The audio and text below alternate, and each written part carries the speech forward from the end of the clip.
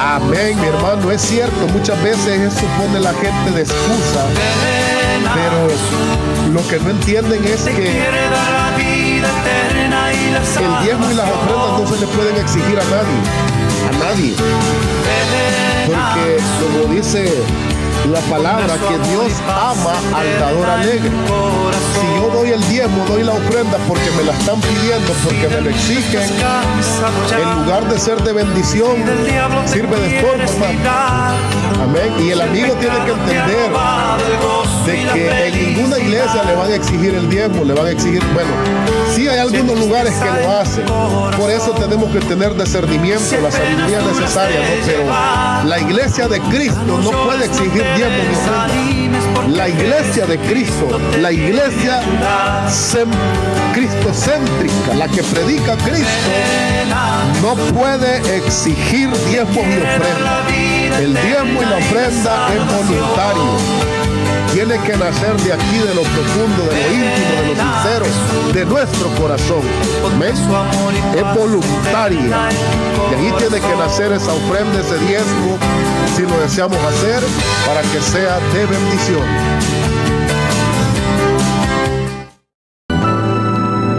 Si un creyente no diezma o no da ofrenda, pierde su salvación.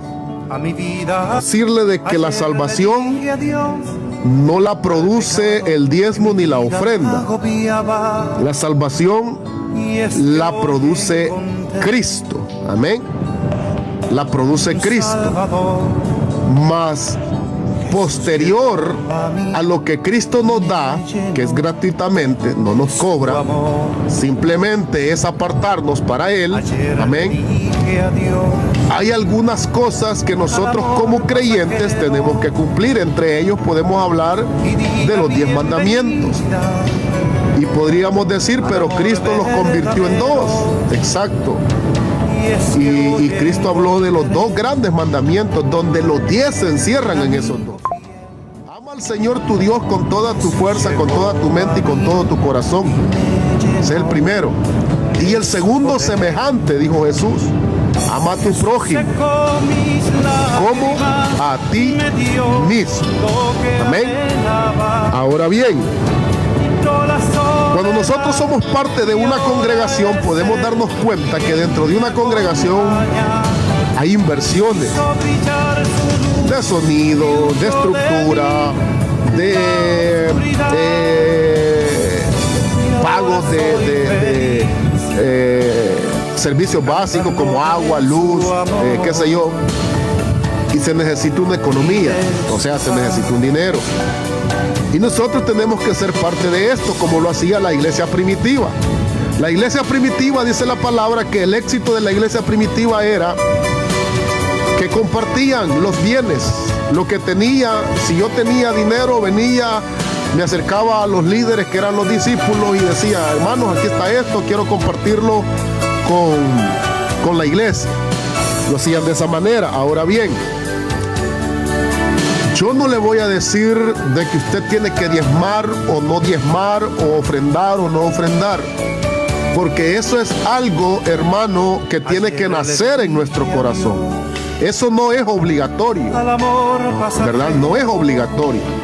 Mas sin embargo, yo quiero decirle esto, no con mis palabras, sino con la Biblia, ¿verdad? Porque fácil yo puedo decirle: no diezme, o diezme, o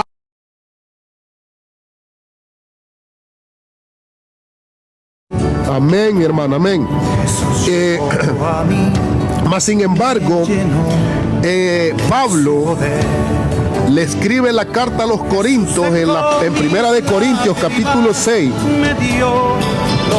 donde escribe y dice, hermano Emilio, los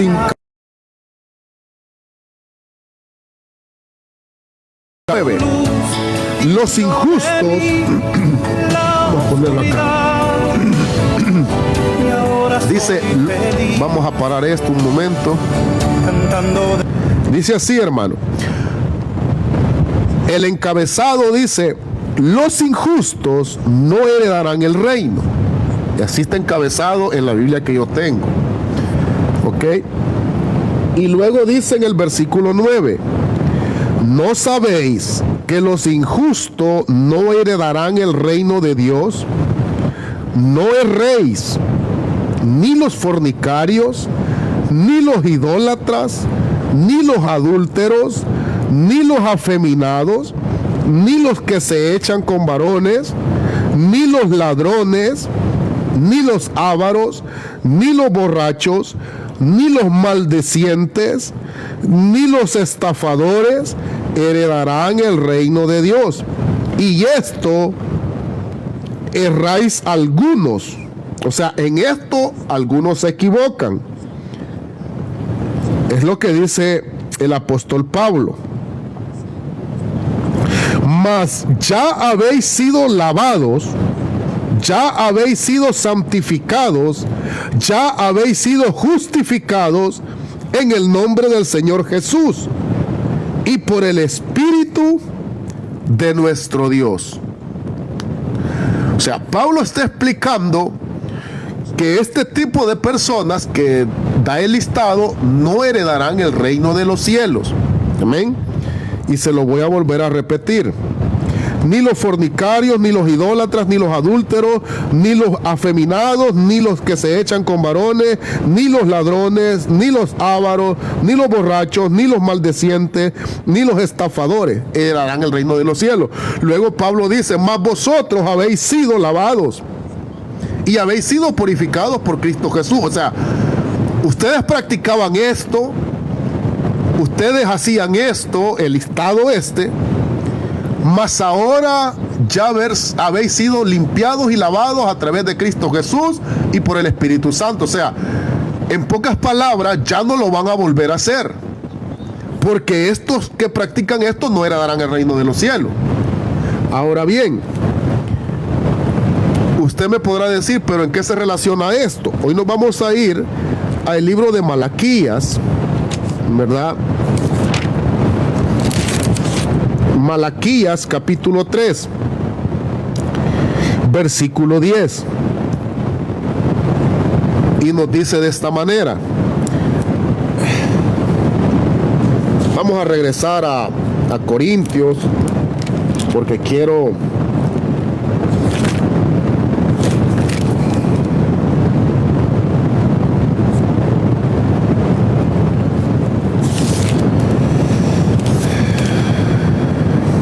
Primera de Corintios capítulo 6. Capítulo 6, versículo 10. Oiga lo que dice. Ni los ladrones, o sea, en ese listado están los ladrones. Ahora lo que dice Malaquías capítulo 3, versículo 10. Traed todos los diezmos al alfolí, y haya alimento en mi casa, y probadme ahora en esto, dice Jehová de los ejércitos, si no os abriré las ventanas de los cielos, y derramaré sobre vosotros bendición hasta que sobreabunde. Reprenderé también por vosotros al devorador, y no os destruirá el fruto de la tierra, ni vuestra vid en el campo será estéril, dice Jehová de los ejércitos. Amén. Ok, acá nos damos cuenta, hermano Emilio, que cuando usted y yo traemos las ofrendas y los diezmos al alfolí, nosotros estamos recibiendo bendición. Yo siempre he dicho que cuando yo diezmo o cuando yo ofrendo, no lo hago para que Dios me bendiga. No. Dice la palabra que Dios ama al dador alegre. Y yo lo hago primero porque sé que eso produce que Dios me ame. Segundo, Dios ya me bendijo a mí. ¿De qué manera? Me ha proveído salud, me ha proveído trabajo, me ha proveído una fuente de empleo, Y de esa manera yo estoy trayendo el sustento a mi casa.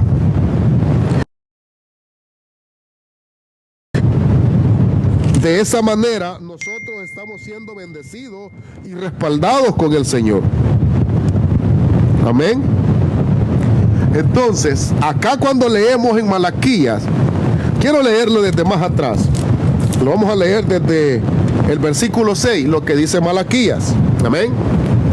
Y dice así, capítulo 3, versículo 6. Porque yo, Jehová, no cambio. Oiga la primera frase. Él es el mismo del Antiguo Testamento como el del Nuevo Testamento y seguirá siendo el mismo Dios. Amén. Porque yo, Jehová, no cambio. Por esto, hijos de Jacob, no habéis sido consumidos. Desde los días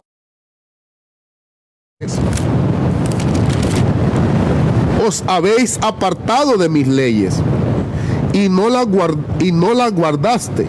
Volveos a mí y yo volveré, y yo me volveré a vosotros. Ha dicho Jehová de los ejércitos. Más dijisteis, oiga, más dijisteis, ¿en qué hemos de volvernos? Pregunta Dios. Y les hace otra pregunta. ¿Robará el hombre a Dios? Pregunta si somos capaces, si tenemos esa capacidad nosotros de robarle a Él. Pues vosotros me habéis robado, dice Dios. Vosotros me habéis robado y dijisteis, ¿en qué te hemos robado? Y Dios responde y dice, en vuestros diezmos y ofrendas. ¿Escuchó?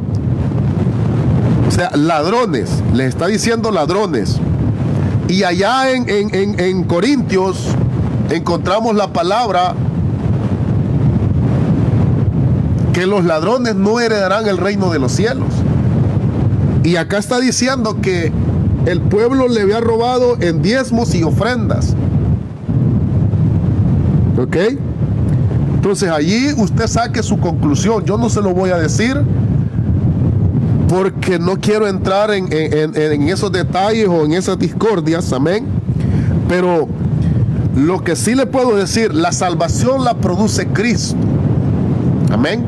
Y cuando nosotros venimos a Cristo, vamos a hacer un cambio. Allá, cuando Pedro predicaba, dice que en su primer mensaje que él predicó, más de 3,000 personas fueron convertidas al Evangelio. Luego predicó en el segundo mensaje y más de 5,000 fueron convertidas al Evangelio. Ahí podemos ver, y que la gente dice que se compungía. La gente se compungía al escuchar a Pedro. Y le dicen a Pedro, ¿qué podemos hacer nosotros para ser salvos? Y Pedro les dice, reconozcan a Jesús como su Señor y su Salvador. Primer paso. Arrepiéntanse de sus pecados y bautícense en el nombre de Jesús. Ok, ahí encontramos tres pasos fundamentales. Reconocer nuestros errores. Lo que hacíamos antes de venir a Jesús. A dónde yo fallé, a dónde me equivoqué. En los caminos del Señor ya no puedo seguir practicando lo mismo.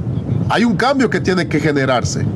Hay un cambio en nosotros que tiene que darse a conocer. ¿Verdad? Y es a través de Cristo.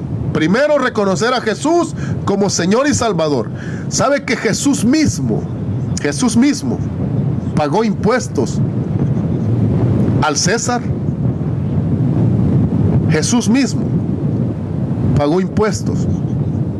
Ahora, nosotros en la iglesia podemos ser de bendición o podemos servir de piedra de tropiezo. Es decisión nuestra. Eso lo decidimos nosotros, ¿verdad? Pero qué bonito es cuando somos de bendición. Qué bonito es cuando participamos en todas las actividades de la iglesia. En todas. Mi hermano Emilio, de verdad le digo, es una bendición cuando uno participa y colabora en todo. En todo. Por ejemplo, la iglesia donde yo me congrego sabe que hubo un tiempo donde no se recogía ni siquiera para pagar la renta del local. ¿Y sabe de dónde salía para pagar la renta del local? De la bolsa de los pastores.